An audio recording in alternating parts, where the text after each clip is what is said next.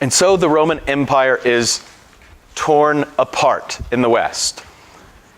It's a profound transformation. Augustine lives in a world that is still a late classical world. It is not radically different from the world of Cicero, from the world that Paul would have seen when he came to Rome. It's a world centered on a magnificent city. When Augustine goes to Rome, it is still something like 500,000 people, one of the largest cities that the world would ever see until the modern world. But Rome itself will wither on the vine. The Rome that Augustine went to as a young man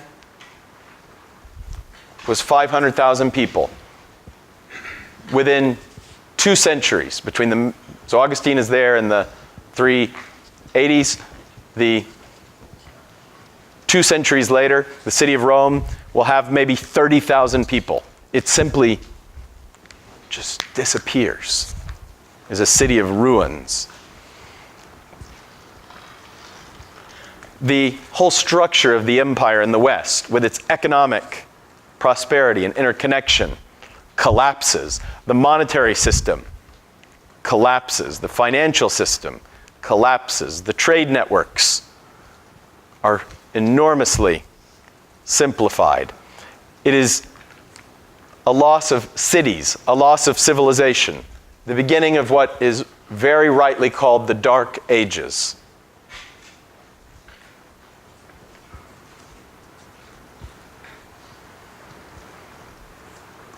Think of the lost future.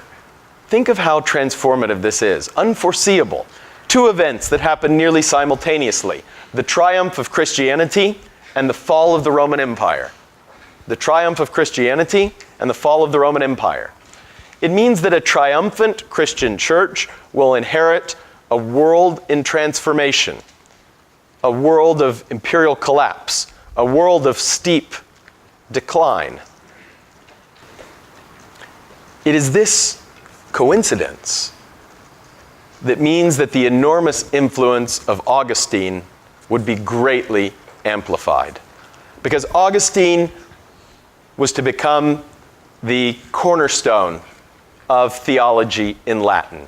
The fall of the Roman Empire that Augustine lives through means that a terribly creative world was cut off. The 4th century was one of the great ages of Christian theology, precisely because for the first time Christianity was a legitimate religion, a tolerated religion, and it began to spread throughout society, even to its highest ranks.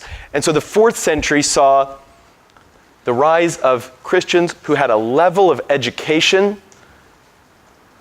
that was unthinkable before. Now, there had been educated Christians before. Clement of Alexandria, Origen of Caesarea, Origen being one of the great examples. But they are rare. What happens in the 4th century, in the age of Christian triumph, is the rise of whole classes of Christian intellectuals. Men like Gregory of Nyssa and Basil of Caesarea, considered 2 of the greatest church fathers to this day among Eastern Orthodox Christians. Deeply Platonist, who represent the final triumph of Platonism in Christianity. In some ways, the late 4th century is the single greatest generation of Christian thought, perhaps in the entire history of the religion.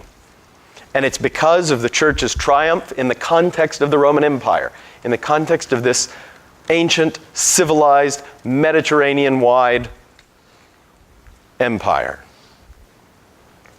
And yet, just as it was blossoming, it would be shocked by the force of external invasion. In the West, the empire collapses, and the loss is profound.